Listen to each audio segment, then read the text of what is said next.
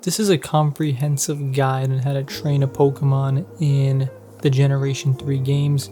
By the end of this video, you will hopefully have a great understanding on how to train a Pokemon and what all the different stat modification things that exist within the game are, and how to use them to your advantage. We're mostly going to be focusing on the Game Boy Advance games, so Fire Red, Leaf Green, Ruby, Sapphire, and Emerald. However, I would imagine a lot of these things transfer to games such as XD and Coliseum. I've already made videos discussing IV breeding and EV training, however it hasn't really been condensed into one video. I also made those videos about a year ago, and since then I've learned a lot and want to share that with you all.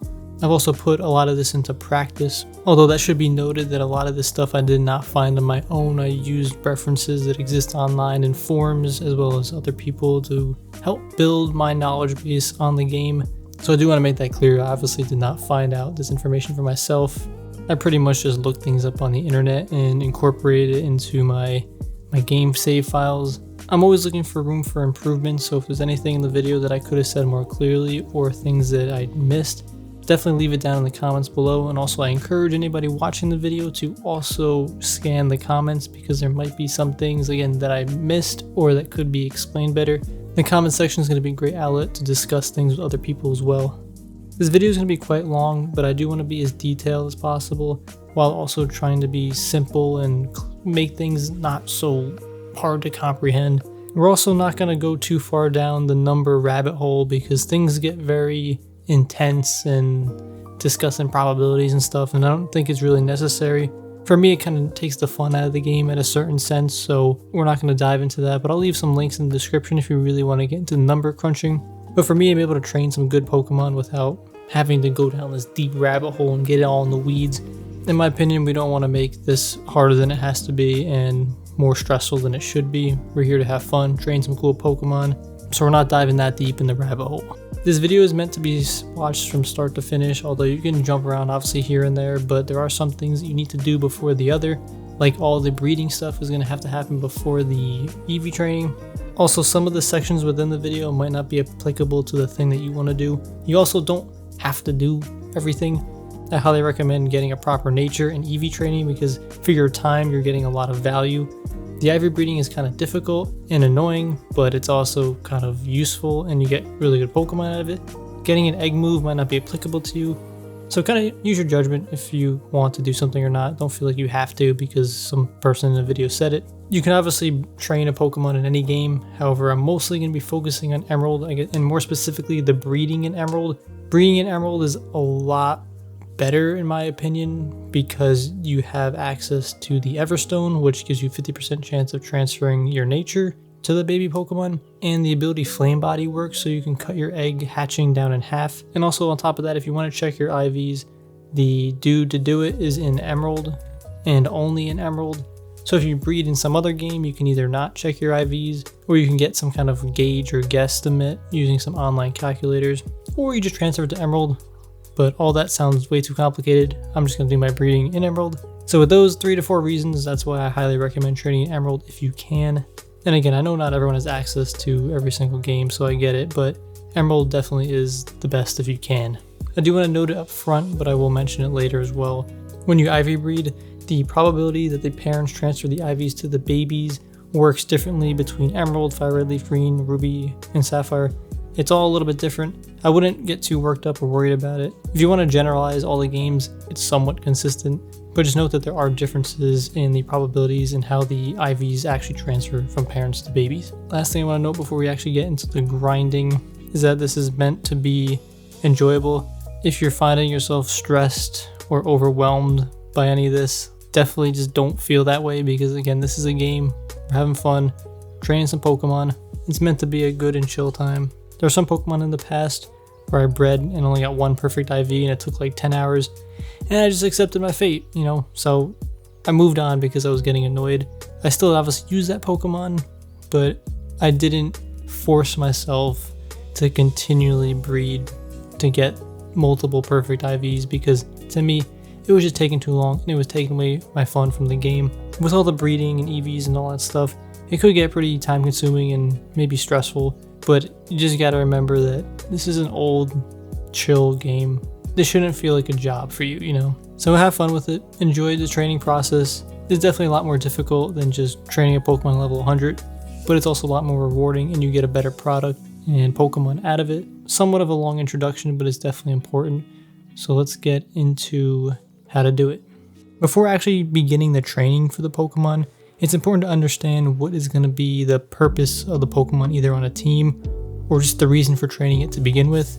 There doesn't need to be some super purposeful reasoning for training a Pokemon. Like if you just want to do it for fun and because it's cool, like that's enough reasoning to do so. But there are some things within the game, like obviously the Battle Frontier is the big one, which most people are probably going to be training for because it's like the ultimate goal in a sense.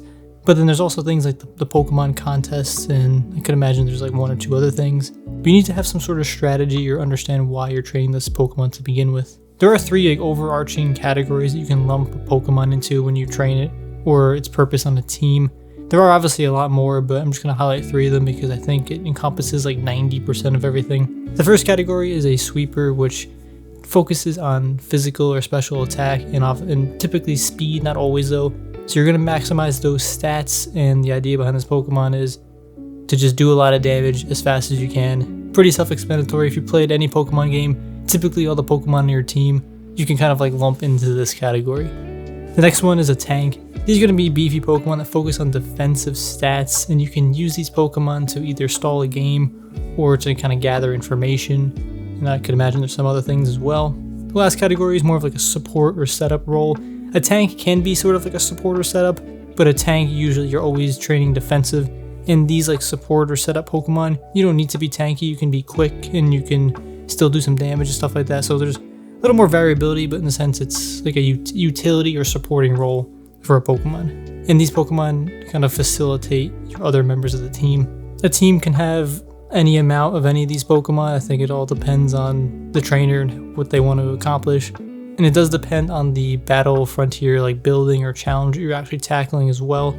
Or if you're just training it for fun again, it could be really any reason. Once you understand what role the Pokemon you want to train is going to fulfill on the team, then it becomes much easier to decide what stats you need to maximize, so then you can determine what nature you need, what EVs are going to be training, and also like what moves you might want to put on the Pokemon, just to again have some sort of strategy, because this is a kind of a time-consuming process, so you don't want to waste your time. I mean, obviously it's fun, and time spent having fun isn't wasted, but also you don't want to spend like 10-20 hours training his Pokemon, then you're like, I wish I trained it in like this other stat, because that's definitely happened to me before, which isn't the worst thing obviously, but just want to put that out there right now.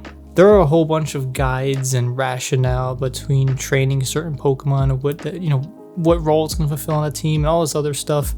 And we could spend a lot of time dissecting it, like hundreds of hours just talking about Pokemon teams and what Pokemon should have what stats and roles and on the team. I will reiterate this multiple times in the video, but people have discussed online in other forums teams that they have used and strategies which have been very successful in the Battle Frontier. And I'm not saying that you shouldn't copy those strategies or Pokemon, because they obviously have worked, and if you just want to go for the medals, then cool.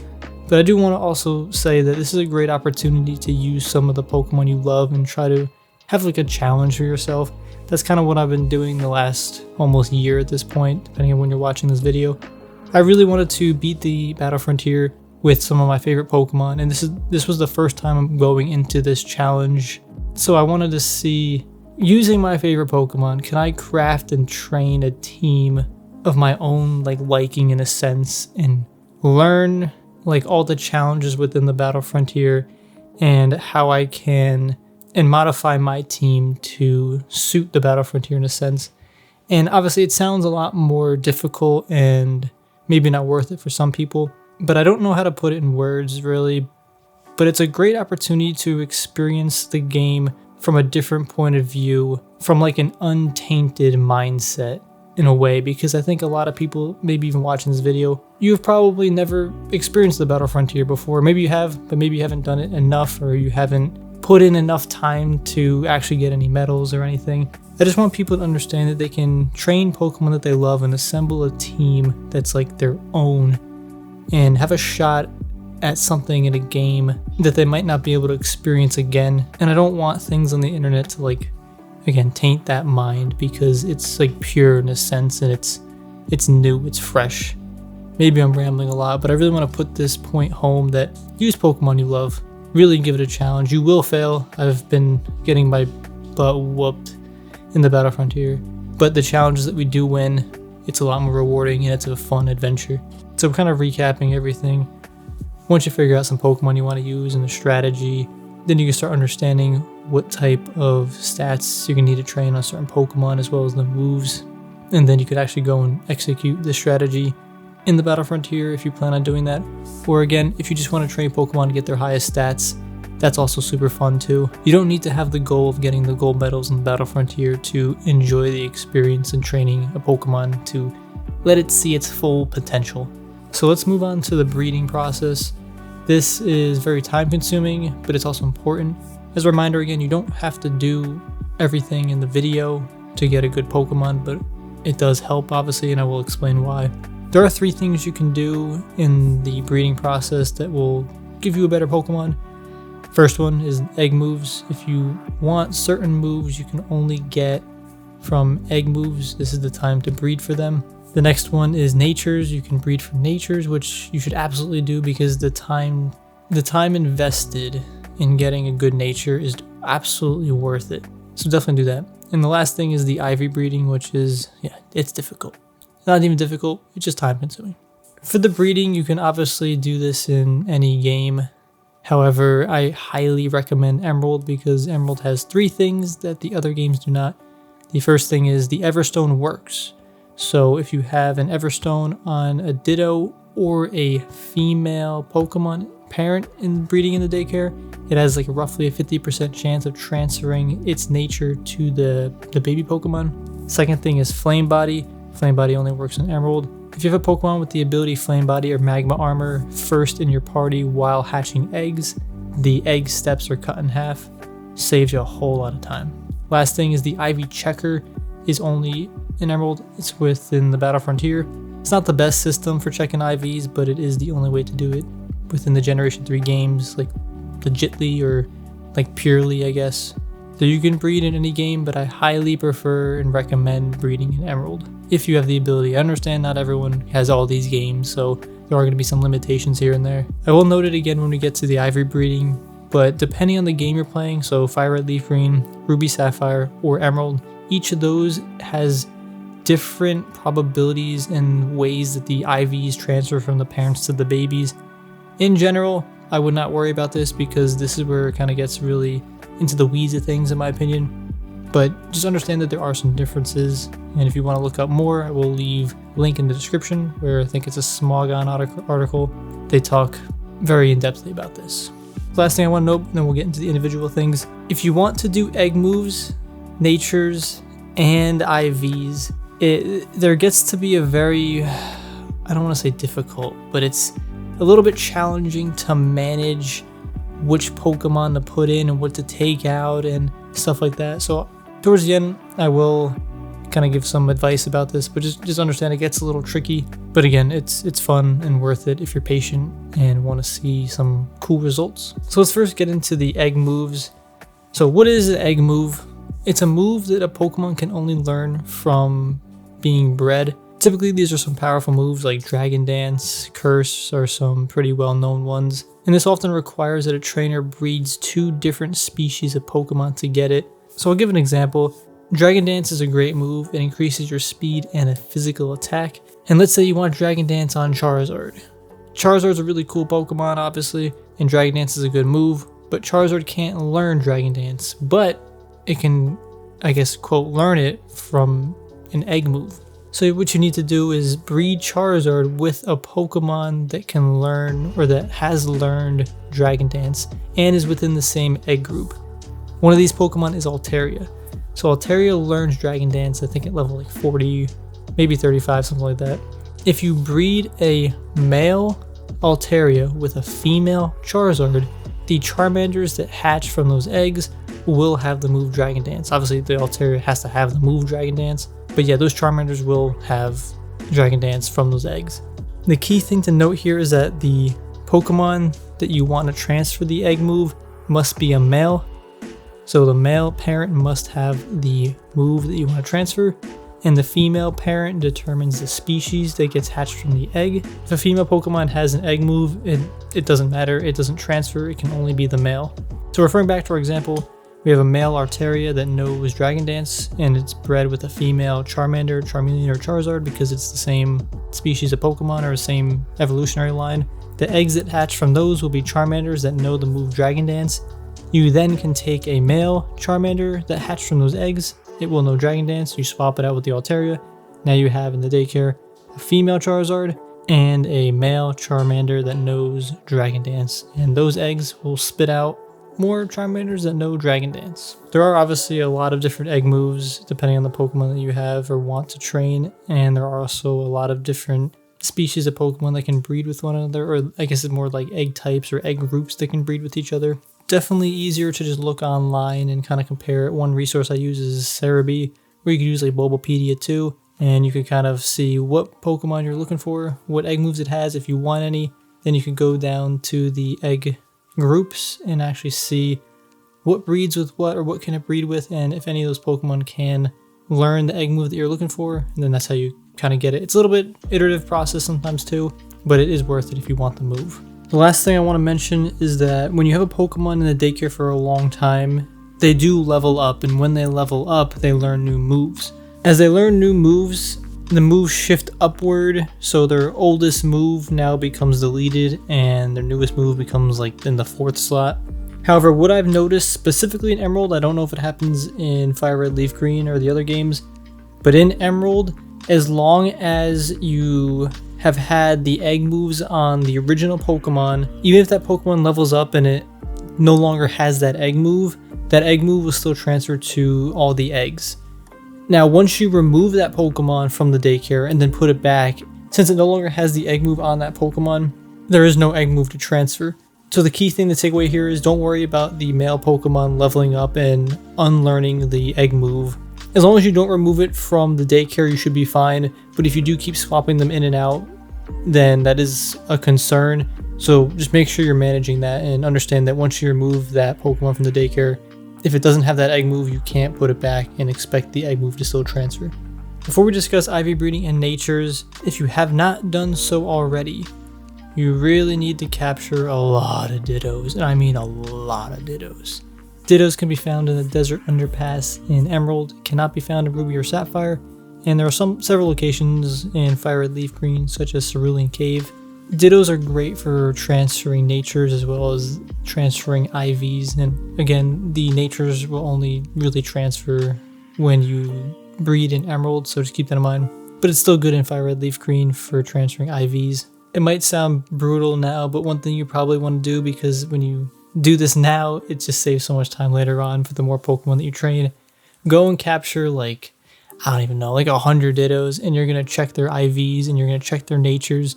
If they have natures you want, sweet, you can keep them. I would only keep the ones that have perfect IVs because all the other ones are just going to kind of fill up your boxes and you're really only going to be using those anyway. When I was doing this, I would capture like 30 Dittos at once and go check them with the IV checker. And I was being more stringent. I was only keeping ones that had good natures with perfect IVs.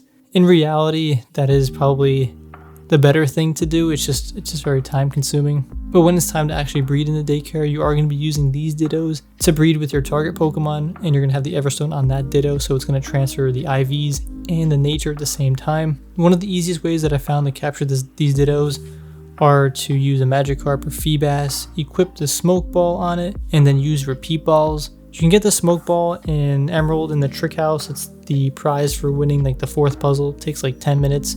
Or you can just buy it at the Celadon City Game Corner. It's like $800. This is going to make it so you can flee 100% of the time. And in the Desert Underpass, there's also Whismur and Loudred, so Ditto is not 100%, so kind of annoying. But with the Smoke Ball, it's fine. And you can get Repeat Balls by going to the Poke Market in Rustboro City. If you do not see the Repeat Balls in the Poke Market, what you got to do is go through Rustboro City and then go all the way right to that tunnel where the Whismurs are. And right outside there's going to be some dudes standing there, and if you're already beat the game, this guy should be standing here because all you have to do is connect the tunnels and then this guy will appear. Talk to him, then the Repeat Balls will appear in the Rustboro City Poke Market. One thing I want to note too is the ability Synchronize works in Pokemon Emerald only. So what Synchronize does is it makes the wild Pokemon have a higher likelihood of having the nature that the Pokemon first in your party has.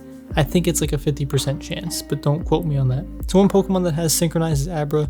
If you have an Abra with modest nature and you have it first in your party and you go fight all these Dittos and try capturing them, the likelihood that the Dittos you capture have modest nature will be much higher.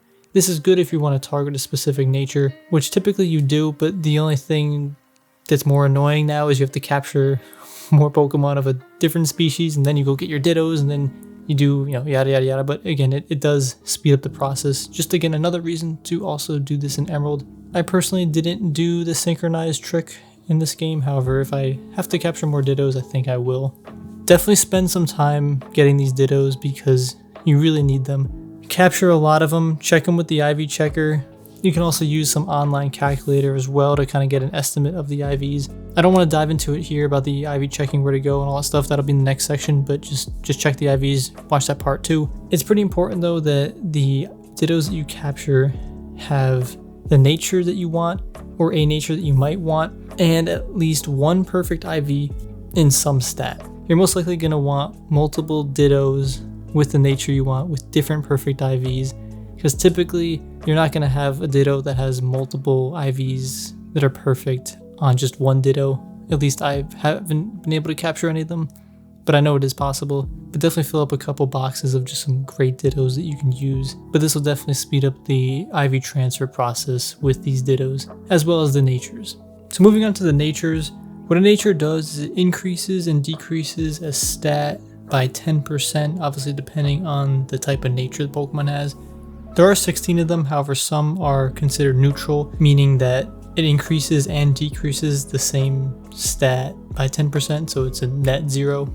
Ideally you want a nature on a Pokemon that's going to increase one of the stats you're targeting and decreasing a stat that you necessarily don't care about. Some ideal natures are things such as Adamant nature, which will increase your physical attack and decrease your special attack. Modest nature is just the opposite. It'll increase your special attack but decrease your physical attack. Typically when you're training a sweeper Pokemon, you're going to be using one of those natures because you don't need both the physical and special attack. It kind of just wastes some extra stat points. Also, some other good ones are Jolly and Timid. Both of those are going to increase a speed stat but decrease one of the attack stats. If you're building defensive, there's things like Calm and Careful nature, which will increase your special defense and decrease your one of the attack stats. Like I mentioned before, there are a lot of natures, so just kind of take a look at them, see which ones you think would be good for a Pokemon they're trying to pick. Transferring a nature to an egg is quite easy. Only in Emerald though, which is unfortunate. In Emerald, if you put a Everstone on a Ditto or a female, it'll have a 50% chance of transferring to the baby. Although I do need to note that if you breed with a Ditto, the Ditto will override the female species of the other Pokemon. So if you have a Ditto and a female Pokemon as a parent and you want to transfer the nature of that female Pokemon and you put the Everstone on that, if you breed it with that Ditto, it will not transfer. I don't know why this occurs or why this happens, but this is just how the game is designed. So just know that if you do breed with the Ditto overrides any Everstone you have on the other Pokemon. And again, the Everstone only works on female Pokemon or Dittos. There isn't a whole lot else to discuss with the natures other than that's important. It's kind of easy to get in Emerald, and you should do it if you can. Very unfortunate for the other games how the Everstone doesn't work. So in those games, you're just going to have to get sort of lucky. But for natures, that's quite all. So we're going to move on to IVs now. So what exactly are IVs? Well, they're imaginary in-game points that influence a Pokemon's stats. These are different than EVs, which we will get to in a little bit, but IVs are innate to the Pokemon. So when an egg is created or a Pokemon is encountered in the wild, that Pokemon will have a certain amount of IVs in every stat. These imaginary points range anywhere from 0, meaning non-existent, to 31, which is perfect. So moving forward, when we say there is perfect or flawless IVs in a stat, that means there is 31. A Pokemon can have up to 31 IVs in every single stat, or 0 in every single stat. Again, it all just depends on the luck. When breeding for Pokemon in all the games, the parents have a probability of transferring the IVs that they have in certain stats to the baby Pokemon. This does work differently in each game, so Ruby, Sapphire, Emerald, and then Fire Red, Leaf Green each have different probabilities and how these IVs transfer to the eggs. I wouldn't get too worked up about this, But if you are interested in specifically what those are, I'll leave some links in the description to better articles and like analysis about this. I think it's a little bit too much in the weeds for me, but just know that when you breed Pokemon together, those IVs have a chance of transferring to the eggs. So one thing we do is use this to our advantage by breeding Pokemon together and allowing those IVs to transfer, and then continually breeding new parents together that are, quote, stronger and have higher IVs, thus transferring those to the baby. I do want to note that it sounds great to get perfect IVs in every single stat, but in this generation of games it is quite hard unless you do some like RNG manipulation and stuff like that, which you can, but I'm not going to cover it in this video. If you get 3 perfect IVs on a Pokemon, just understand that that is really good, and typically that's where people might call quits and just say this is a great Pokemon, and that is where I would as well. I don't want to discourage anyone from trying to get 4 or 5, but I just want you to understand that it's very time consuming and for most people probably not worth it. But don't strive for perfection, just strive to get good stats and a stronger Pokemon that you would otherwise not have. I will give an example later on kind of the iterative process on how to do this, although it's not necessarily like a science. You're gonna kind of have to use your judgment on when to take certain Pokemon out or which Pokemon is better than to put as a parent. There are 2 main ways you can check the IVs. One way is in Emerald in the Battle Frontier. If you go to the building right above the Pokemon Center, there's an old dude in there and he will tell you the IVs of a Pokemon. When you show him a Pokemon, he's going to tell you 2 things about it. He's going to tell you the overall IVs, what that range is, then he's going to tell you the highest IV that it has in a specific stat. If there are multiple stats within the same range of IVs, you're going to have to continually talk to him again and again, and hopefully he says a different stat. This does get a little annoying, but it is the only way to check it. So the first thing he does is describe your Pokemon as average ability. That means the IV ranges are anywhere from 0 to 90. If he says it's better than average, then your total IVs are 91 to 120. Impressive in ability means it's 121 to 150. And if he says your Pokemon is outstanding in ability, that means that your IVs are 151 to 186, with 186 being the maximum. The next thing he'll say is about the individual IV. If he says it's good, it's anywhere from 0 to 15, so that's low, not really good. If he says quite impressive, it's around 16 to 25. Outstanding here means 26 to 30, so that's pretty good. But what we're looking for is the flawless. If he says flawless, that means there is 31 IVs, which again is the maximum for an individual stat. And again, you will have to talk to him multiple times to verify how many perfect IVs you have. There is an online calculator too that you can use to kind of get a gauge of where the IVs are. The higher level that a Pokemon is, the better chance that these calculators are going to tell you specifically what IVs your Pokemon has. For the calculator, you're going to put in the Pokemon, the stats it has, and the level. And if you already did any EV training or anything like that, as well as the nature, don't forget that. Then it's going to spit out an estimate of the IVs. Pretty accurate if you're, again, a higher level Pokemon. You can also use like rare candies to speed this up, and then if you don't like the Pokemon, you can like just refresh the game, just don't save. I don't use that trick, but it is something that you can do. There is a nice equation if you like math, but these calculators already have the equation built in, so it's not really necessary. One thing I do when I check my IVs, if there are flawless stats, I will go to the name rater in Slateport City, just left of the Pokemon Center, and just rename my Pokemon just like attack or defense, something like that, just so I have some good indication on what the Pokemon stats or IVs are. Because when you start putting them in the boxes and you put them in the daycare, things get really confusing quickly. Okay, so on to the difficult part, is putting it all together. If you want to manage your egg moves, natures, and IVs, this is where it gets a little bit tricky, and you gotta manage it. I'm gonna kind of give an outline. I'm not saying this is the absolute cookie cutter best method of breeding a Pokemon, but this is what I've been doing, and it's been quite effective, and I've definitely made some mistakes along the way, but this strategy incorporates those mistakes, or the lessons learned from those mistakes. We're gonna cover 2 things. One is natures with IVs, because that's typically what you're going to want to do, and then we're going to cover with egg moves. If you just want natures, it's quite simple. You just put the Everstone on the Ditto, or a female that has the nature, again assuming we're in Emerald. For this part specifically too, I'm going to be only focusing on Emerald. If I mention anything with a nature or Everstone, the strategy works essentially the same, just understand that you don't need to do that part, and probably a lot easier. in the other games, but then again, you're not able to target that nature. So let's start off with the first strategy, assuming you want a nature, beneficial nature, and some IVs.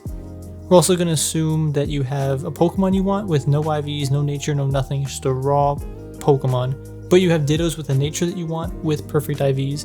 And this is again why, as referenced before, you should really capture a whole bunch of Dittos and just get that part out of the way and find them with good natures and perfect IVs, because you're going to need them for this process.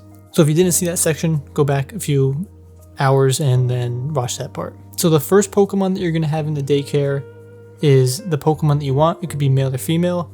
And then you're going to have a Ditto holding an Everstone that has a nature that you want with at least one perfect IV. When these Pokemon breed together, you're going to get some eggs. And you're going to be looking for two Pokemon here. You want a male that has the perfect IV that the Ditto has, and you're going to want a female with the perfect IV and the target nature. If the female does not have the target nature, even if it has the perfect IV, it doesn't matter. The reason why you need to have it have the nature is because the only time you're going to replace that Pokemon with the Ditto is when it has the perfect nature that you can transfer.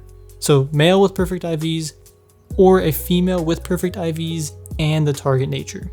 After breeding several times, you should get one of those, but hopefully both, just because it makes the process a little bit easier getting to later steps, just in case you need to swap something out. Next, you're going to put in a new Ditto with different perfect IVs, and you could put in either the male or female target. If that new Ditto has the nature that you really want, then put the Everstone on it. However, if it doesn't, because typically, you're not going to get perfect nature Dittos with all the perfect IVs that you need, then you don't need to, because now from the previous step you should have a female Pokemon with the nature and an IV, so you can replace that in a little bit to replace that Ditto. From these new parents, what you're looking for is a male with two perfect IVs at least, or a female with two perfect IVs, and ideally again you want the nature on that female. If you want another perfect IV, what you're going to do is take another Ditto and kind of iterate it again. So breed that Ditto with a Pokemon that has the two perfect IVs, and hopefully it transfers again to the other one. So kind of just repeating the previous step. But for this strategy, we're just going to stop at 2 because we can consistently get that a little bit easier than 3. If you already have your target Pokemon with the two perfect IVs that you want with the nature, then at this point you could just train that if you wanted to. But in this step, I'm going to assume that you don't have the target nature on one of the Pokemon that you want, but you have the perfect IVs. And just based on the example that we kind of walked through, that is typically might be the case, because again, you might not have multiple Dittos with the same beneficial nature and perfect IVs. So in this step now, what you're going to do is remove the Everstone from the Ditto, put it on one of the female Pokemon that has their target nature and at least one perfect IV. And then you're going to take one of those males with the two perfect IVs and breed those together. And eventually you will have the nature with the two perfect IVs on the Pokemon that you want.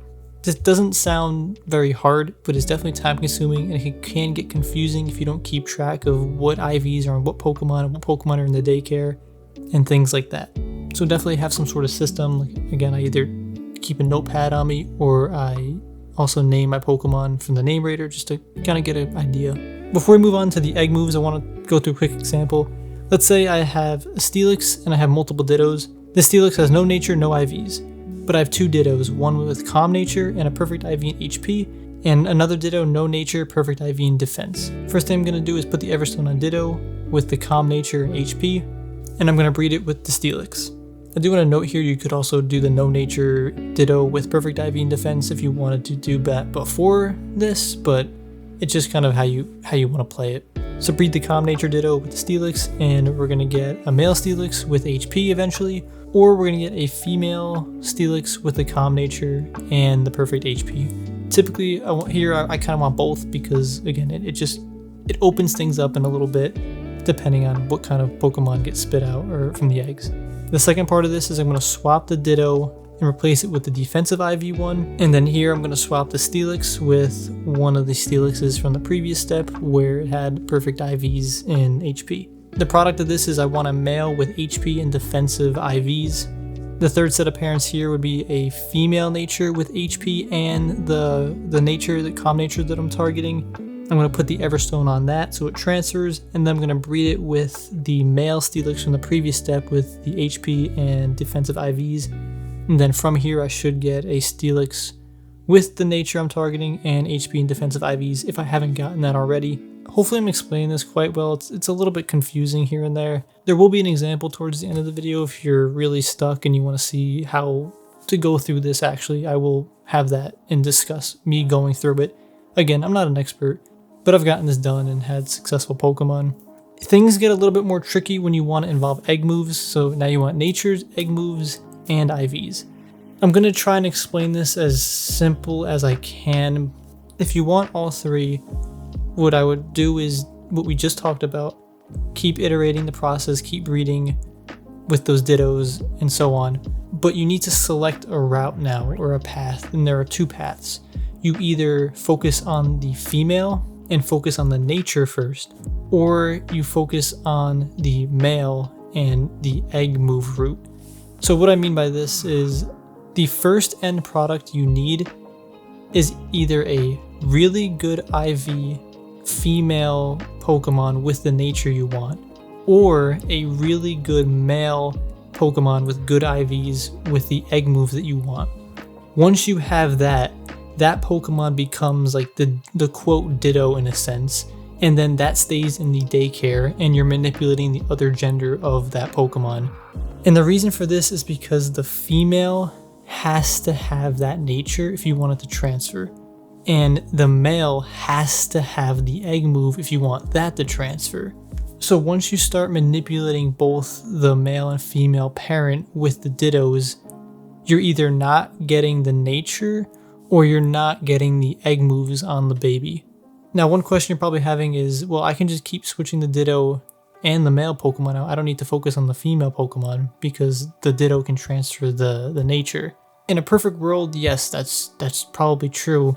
But in reality, you're not going to have a Ditto with all the target natures you need with all the perfect IVs. So typically you'll have a Ditto with multiple different natures that are good with different IVs, and you're going to want to keep switching those in and out. So not only is the Ditto with the IV a variable, but now the nature itself is too. So a caveat to this is if you have multiple Dittos with your target nature with different IVs, then that's great because you can use those and at the same time switch out the male Pokemon. So you're able to do two things at once. But again, I don't want to get people's hopes up because that requires a lot of luck and grinding, capturing many Dittos to get this.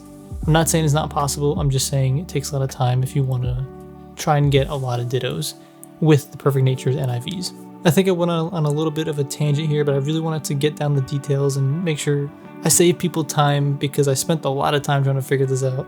If you don't have multiple Dittos with your target nature and different IVs, what you're going to have to do if you want the egg moves, IVs, and nature is to just pick a path. Either craft a female Pokemon with the target nature with the good IVs, or go the egg move route and craft a good male with the egg moves. Once you have one of those, that parent becomes a Pokemon that you keep in the daycare, and the only variable now becomes either the nature or the egg move that you're gonna keep upgrading as better Pokemon hatch from an egg. I hope I explained this well enough because again, it does get a little bit tricky and you might need to practice a little bit and get a little lucky too. So next up, we're going to discuss EV training. EV stand for effort value, and these are also imaginary points that a Pokemon can get in the game. Contrary to IVs, which are innate to the Pokemon, EVs can be gained throughout the course of the game. When you capture Pokemon or it is hatched from an egg, each stat has 0 EVs.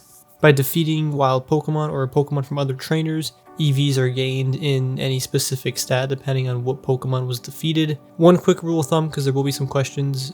Essentially, if a Pokemon gains EXP from some sort of battle, that Pokemon will gain an EV in whatever stat is applicable.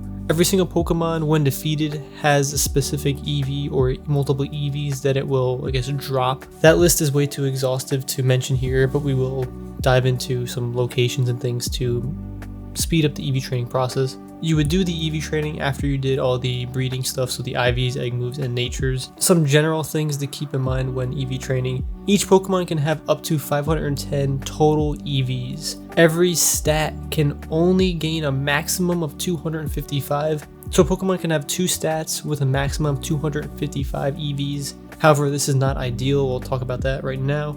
For every 4 EVs gained, that equates to 1 stat point gained at level 100. 255 is not divisible by 4. So essentially there's a few EVs here that were used, but however are not contributing to any stat gain. A very common strategy when EV training is to have 2 stats maximized at 252 EVs per stat, which will leave 6 total EVs left over you can put into something else. And because 6 isn't divisible by 4, only 4 of those EVs gained will actually equate to 1 additional stat gain within some other stat. Just as an example, if you wanted a sweeper or physical attacking Pokemon, you might do 252 EVs in attack and 252 EVs in speed, and then you'll put 4 points in HP, which will just give it 1 extra stat at level 100. You can kind of do any spread of EVs that you want, but having 2 stats maximized with 252 is usually what is done. By having 252 EVs in any stat, that's going to equal to 63 additional stat points at level 100, so that is quite significant. Once a Pokemon has 255 EVs in any individual stat, they will not be able to gain any more within that stat. If a Pokemon has 510 total EVs, that Pokemon cannot have or gain any more EVs. There is no way to remove or manipulate the EVs once gained in the Generation 3 games, so keep that in mind. There is also no in-game way to track your EVs or to know how far or how many EVs are left to use. That's why it's important to keep track with a notepad or just something so you understand how far along you are in the process and how much more is left. One thing I do is just keep a little notepad and I'll tally every time I gain an EV. I will do a lot of saving as well in case if something happens. I can go back a little bit and kind of correct any mistakes I might have made. So let's get on how to actually gain IVs. Well, you're definitely going to need the Macho Brace. This can be found after you defeat Giovanni in Fire Red Leaf Green, in Viridian City after you defeat him as a gym leader. If you use the item finder right where he's standing, you'll get the Macho Brace. Ruby, Sapphire, and Emerald are a lot easier to get the Macho Brace. In the Yellow House north of Mawile City, if you defeat all those trainers, as a reward they will give this to you. What this item does is the Pokemon that is holding it will receive double EVs gained in battle with any Pokemon. This does not work with vitamins. So what are vitamins? A vitamin is something you could buy within the game that will give a Pokemon 10 EVs for that specific stat that you use with that vitamin.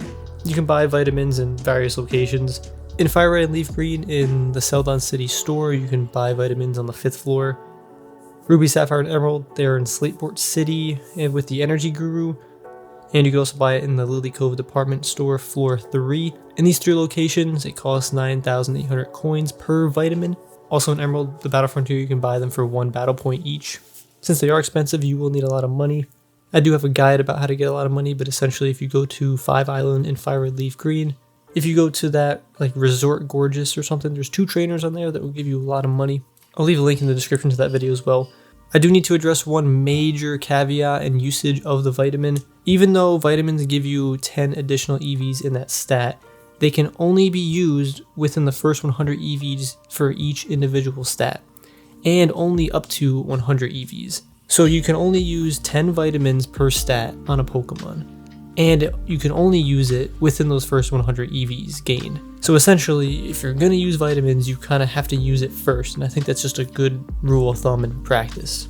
So as like one brief example, if you wanted to train something in attack and speed, and you wanted to maximize those stats, you would give your Pokemon 10 proteins, which will increase its attack stat, or attack EVs to 100, and then you would go to like the speed, give it 10 carbs, and then you'll have 100 EVs within that. So now your Pokemon now has 100 EVs in attack, 100 EVs in speed, and now you have remaining EVs that you need to do or gain in some other method, because now you can't use vitamins to increase those stats that you want to maximize.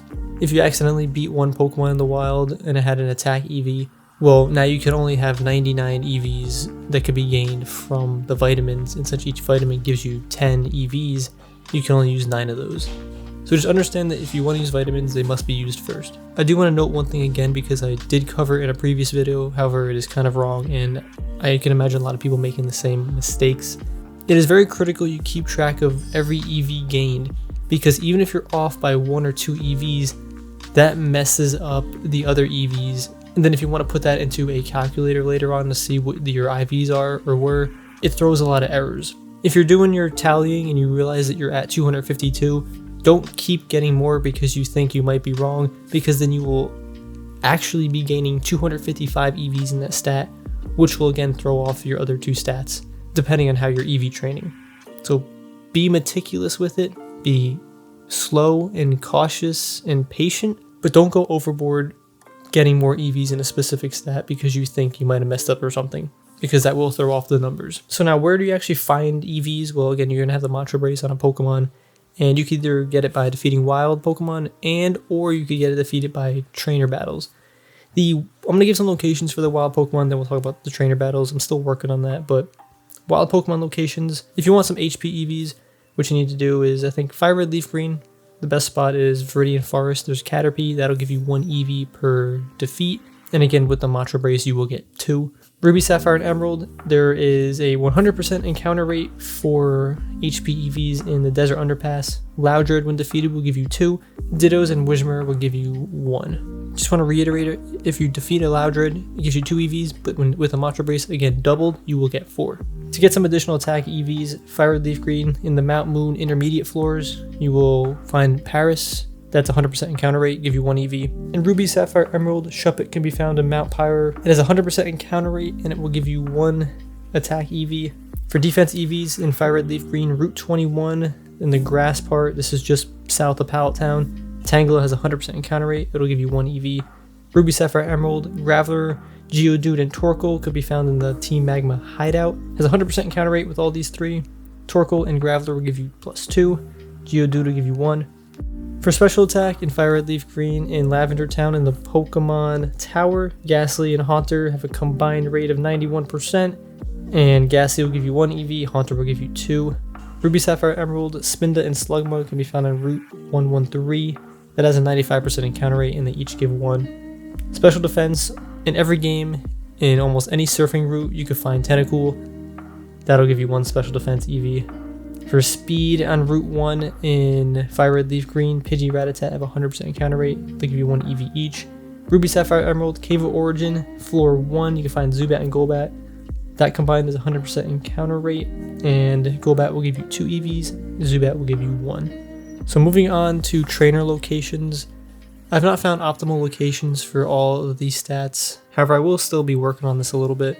I'm also thankful for the wonderful people watching videos like this and who have recommended places to EV train, because those people help me find these locations. I really only have locations for Fire Red Leaf Green because it's the most consistent with the Versus Seeker. I know Ruby, Sapphire, Emerald has like that match call system, but it's not as consistent and good. So if you want HP EVs, Route 8 and Fire Red Leaf Green has a great place. These 2 trainers, they're twins, so it's a double battle. They have a Clefairy and a Jigglypuff, which each give 2 EVs. Since this is a double battle, this is excellent. So you can have the Pokemon you're training and then another Pokemon just to defeat the other 2, like Earthquake or something. And then the Pokemon you're EV training will obviously have the Mantra Brace on it, but then you could just switch it out with a different Pokemon. So after every battle, you get 8 EVs. And even if that Pokemon is low level that you're EV training, it doesn't matter because again, you're just switching it out. So excellent place. On the same route also, there's another trainer, Julia. She has 2 Clefairies, but it's not a double battle, so it's not as ideal. For the attack EVs, this is a great place to get EVs, but also just train a Pokemon. On one island by the hot springs, there's like 5 different karate trainers. All of them minus 1 trainer is good because 1 trainer does have a Hitmonchan, which does not give attack EVs. But all the other trainers, they have Machokes, Primapes, and even like Machamps. You will have to defeat the trainers a couple times to get them to have these Pokemon, or like the last evolution of the Pokemon. But if you keep using the Versus Seeker, you will get there. But Machoke will give you 2 EVs, Primeape will give you 2, and Machamp will give you 3 EVs. And again, with the Mantra Brace, you get 6. You get so many attack EVs. this is definitely the best place, hands down, to get attack EVs. For special attack on Route 11, Trainer Bernie, he's got 3 Magnetons, which each will give 2 special attacking EVs. Again, you will need to battle him several times to get him to have 3 Magnetons. I think he starts with Magnemites, but just keep battling him and you will get it. Another cheeky spot for the special attack EVs is in the Resort Gorgeous on 5 Island. There's a trainer that has 2 Mareep and a Flaffy, which will give a total of 4 special attack EVs.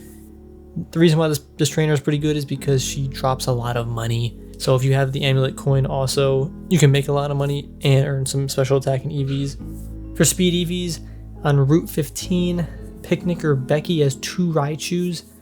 This gives 3 EVs each when you defeat Raichu. You do need cut to get to this location. It's just east of Fuchsia City. I think I'm pronouncing that right, I always forget. But that's a pretty good place too. Defense and special defense, I have not really found a good place, but again, we're still kind of looking.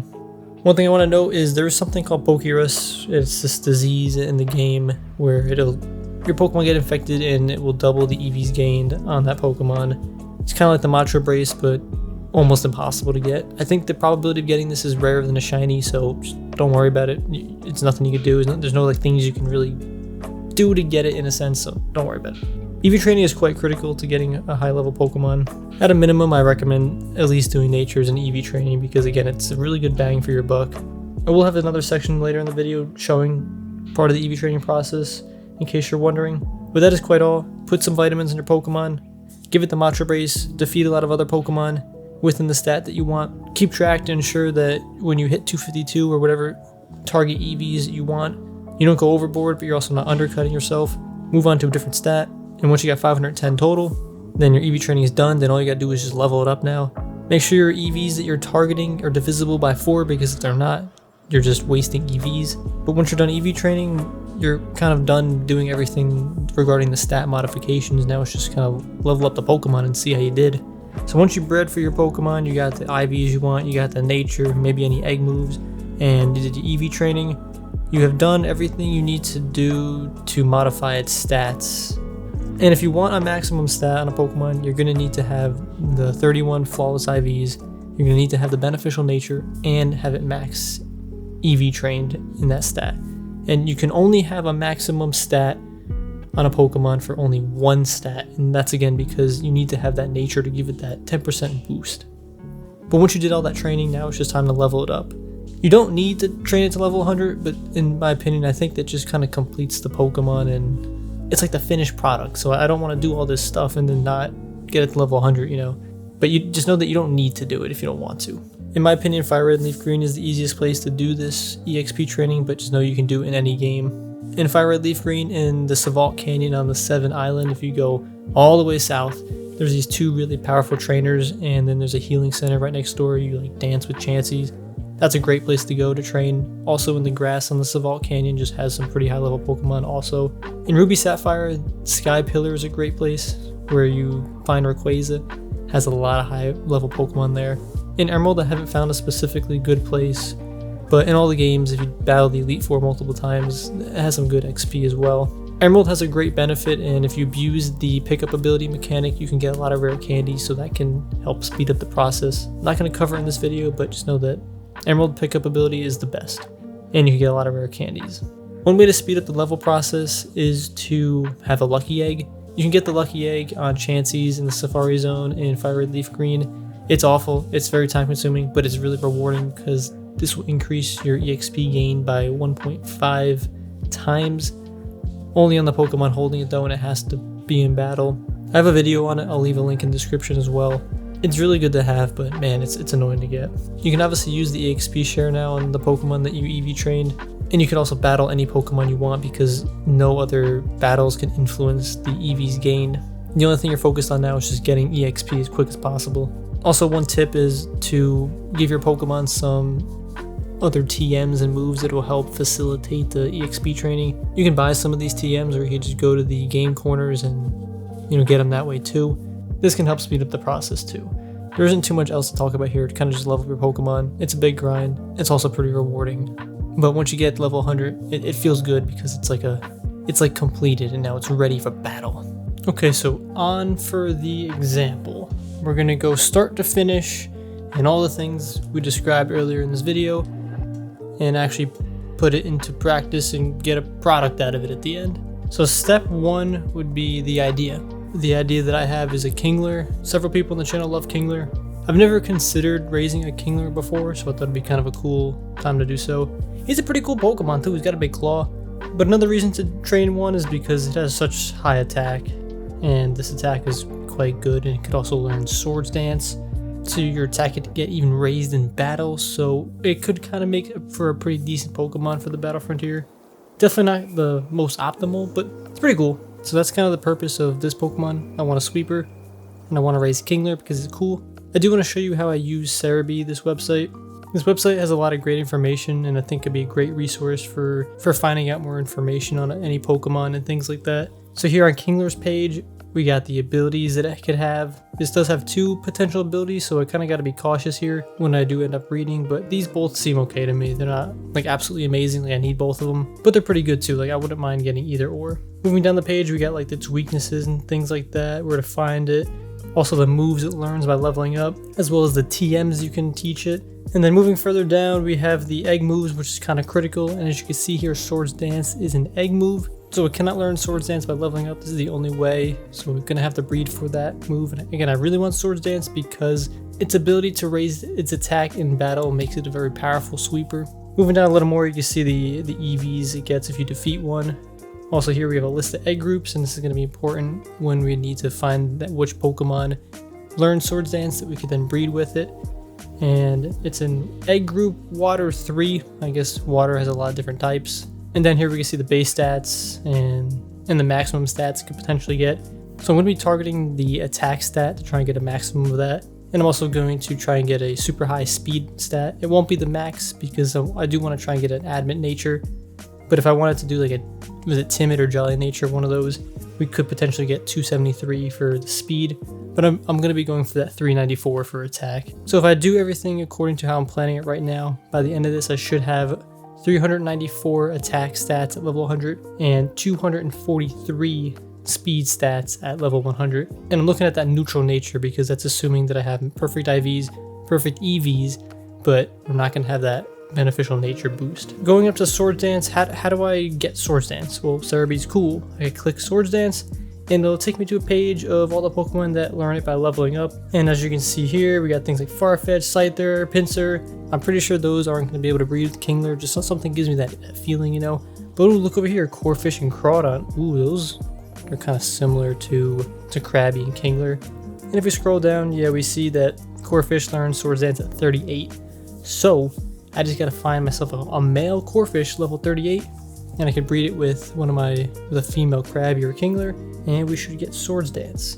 Before I even go into breeding, this is kind of my thought process. So I got a plan, at least with the nature I want, the EV spread I'm thinking about because of the purpose of it on the team, and I need that egg move, so I think I got everything laid out. So now that I know I need a male Corphish or Crawdon, and I need a female Krabby and Kingler, I gotta get them and then shove them in the daycare and let them work their magic so I get Swords Dance.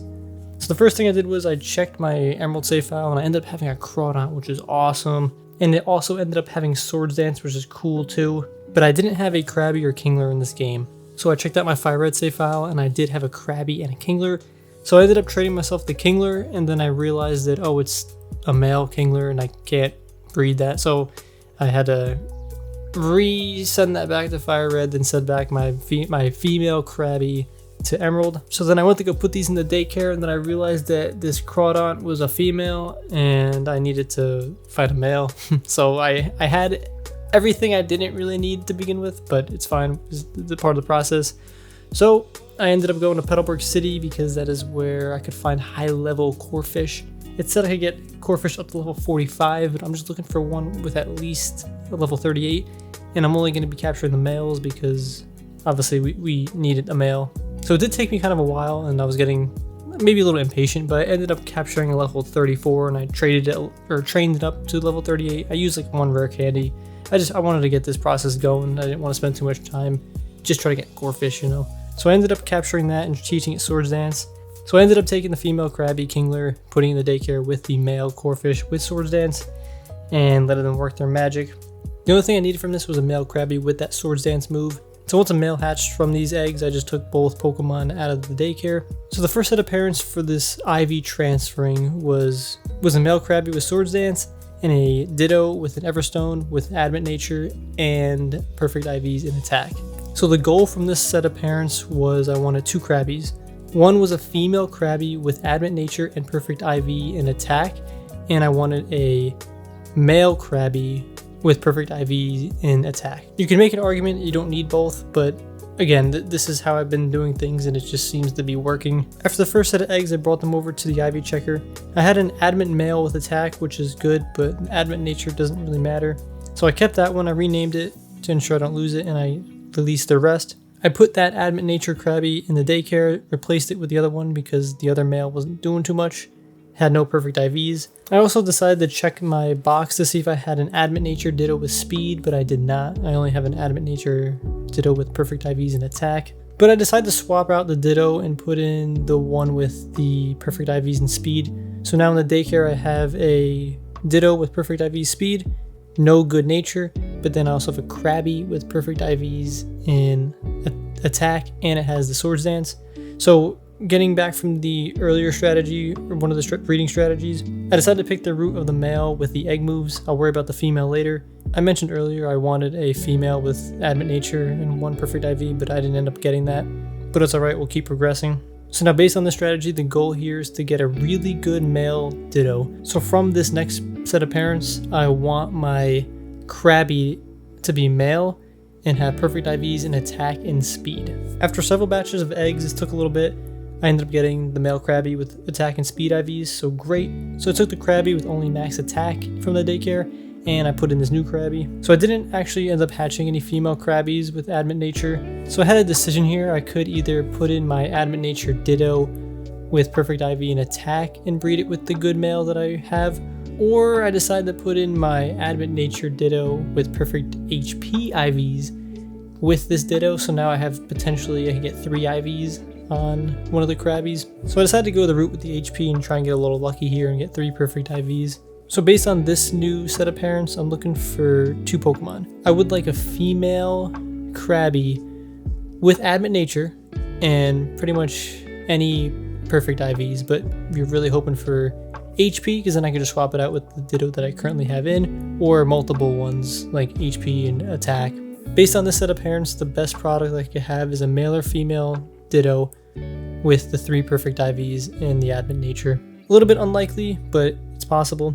So I eventually got a Krabby with perfect IVs and HP and Adamant Nature, and it was also a female, so I decided to swap out or replace this Krabby with the Ditto I had in the daycare because it was essentially the same thing. And then when the Krabbies breed together, it's just a lot faster getting the eggs, so that's why I did that. I was also being very cautious to not accidentally remove the Krabby that I had because it did level up a bunch, so it most likely lost the move Swords Dance. If I accidentally remove that, then yeah, I'd be in for a bad time because I wouldn't be able to have that. I wouldn't be able to use that Krabby as part of the breeding process, and this was like one of the best ones I had. After a couple batches of eggs, I hatched a male Krabby with perfect IVs and attack and speed with Adamant Nature, and I decided to just call it quits here and just train this one because I was already spending a decent amount of time trying to get this, and I didn't think it was worth the time trying to get 3 perfect IVs. Again, you can keep going here and try and get that 3 and keep iterating this process, but I wanted to train this Pokemon. So now for the EV training, like mentioned earlier in the video, a typical EV spread for sweepers would be 252 attack, 252 speed, and then the remaining in HP, so that is what I did. So I first put 10 protein vitamins on Krabby, that puts 100 attack EVs into it, and then I did the speed, which is 10 carbs. So now after the vitamin process, we have 100 EVs in attack and 100 EVs in speed. Now there's 152 EVs remaining in attack and speed, so I need to find a way to get the rest. So I put the Matcha Brace on the Krabby. So I headed over to one island where they have all the Machamps and fighting Pokemon. These are going to give a lot of EVs. And I keep track on the side too. Every tick mark is 2 EVs because you can have the Matcha Brace on. We're never going to have just 1 EV. It's always going to be an even number 2. So every tick mark is 2 EVs. Defeating a Machamp, that it will give me 6 EVs, so I do 3 tally marks. And I know that I need 76 tally marks to get to the 252, because again, 100 vitamins. We have 152 remaining EVs. 152 divided by 2 is 76. I need 76 tally marks to get to my goal. After defeating a lot of Machamps and Machokes, I headed over to... Actually, I needed one more, so I went over to defeat one Mankey next to Viridian City. And again, I didn't want to defeat any of the Pokemon on one island, or that was in that area, because if I defeated like a Machamp, then my total EVs would go up to 255, which is 3 wasted EVs. That has messed me up previously. After getting the 252, exactly 252 EVs in attack, I went to go defeat Becky's Raichus. We defeated a lot of them. Each one of those is going to give 6 total EVs with the Macho Brace. So 3 tally marks per Raichu. After that, I went to Viridian Forest and I defeated 2 Caterpie to get the 4 EVs in HP. And again, because of this EV spread, there's just 2 remaining EVs that are left over that go into really nothing. They're useless. They don't contribute to any stat modification. After that, I headed over to my favorite training spot on 7 Island in the Savalt Canyon. Did a lot of battling and got to level 100. I did use a couple rare candies at the end, I think from like 98 to 100. So now that we have the Kingler we want, we got the Egg Move Swords Dance we needed with the Nature. We also got 2 perfect IVs in the stats that we wanted most. We EV trained those stats to get the highest stat possible, and we trained to level 100. We're done. Now, what I want to do is just compare the stats that I have to Cerebi and just see how we did. So Cerebi again says 394 in attack. We got that. Sweet. We did everything perfect. So there's always a feel good right there. And if I look over at the neutral nature, 249, we ended up getting 249 speed stats at level 100. So we did also do that nicely too. Perfect IV in speed with the EVs. And again, we're not going to be able to get to that 273 because you need that nature to get you there. But we have an adamant nature, so that's why we got the perfect stat in attack. One final thing you could do to check your IVs is actually put it into the online calculator. You don't have to wait till you're level 100, however, it will give you probably the most accurate number at the higher levels. But yeah, just put in your Pokemon, your level, the nature, and the stats, as well as the EV spread, and it will spit out the IVs of the Pokemon.